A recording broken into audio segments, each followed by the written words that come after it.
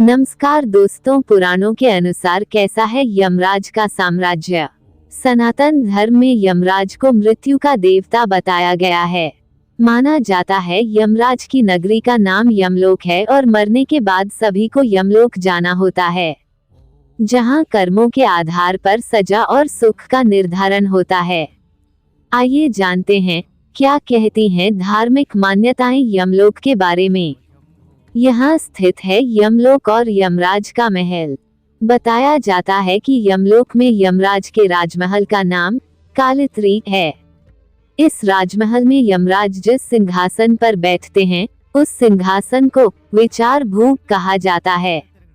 मृत्यु और उसके बाद की यात्रा के बारे में बताने वाले गरुड़ पुराण और कठोपनिषद में बताया गया है कि मृत्युलोक से 86,000 योजन की दूरी पर यमलोक बसा है। एक योजन में 4 कोस यानी करीब 12 किलोमीटर होते हैं। यमलोक में प्रवेश के हैं 4 द्वार, कर्मों के आधार पर चयन। गरुड़ पुराण में कहा गया है कि यमलोक में प्रवेश के 4 रास्ते हैं। मृत्यु के बाद व्यक्ति को यमदूत मृतक के कर्मों के अनुसार उचित दरवाजे से प्रवेश कराते हैं। सात्विक विचारों वाले, माता पिता गुरुजनों का आदर करने वाले और सत्यवादी लोगों को पूर्व के दरवाजे से प्रवेश मिलता है। साधु संतों को उत्तर के द्वार से प्रवेश मिलता है। दान पुण्य करने वाले व्यक्तियों को पश्चिम द्वार से प्रवेश मिलता है। दक्षिण द्वार से पापियों को प्रवेश मिलता है। यमलोक के उत्तर दिशा स्थित द्वार के बारे में कहा जाता है कि इस द्वार से प्रवेश का अर्थ है कि आपको स्वर्ग में स्थान मिलेगा। इस द्वार से प्रवेश करने वालों का स्वागत अप्सराएं करती हैं। ये हैं यमलोक के रक्षक। यमराज की सेवा में लगे दूतों को यमदूत कहा जाता है।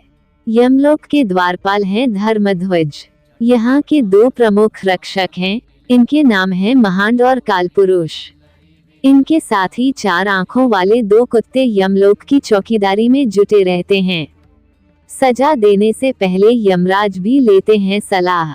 यमराज के भवन का निर्माण देव शिल्पी भगवान विश्वकर्मा द्वारा किया गया है। यहाँ यमराज की सभा होती है जिसमें आने वाली आत्माओं को उनके कर्मों के आधार पर न्याय मिलता है।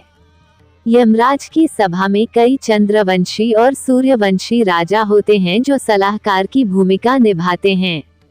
इनकी सलाह पर ही यमराज सजा का निर्धारण करते हैं। यहाँ मिलता है प्रियजनों द्वारा किया गया तर्पण। यमलोक में एक खूबसूरत नदी बहती है जिसके चारों तरफ हरियाली और मनोहर दृश्य हैं।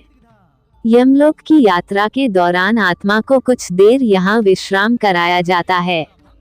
साथ ही परिजन जो पिंडदान करते हैं और तर्पण करते हैं वह आत्मा को यहीं पर प्राप्त होता है।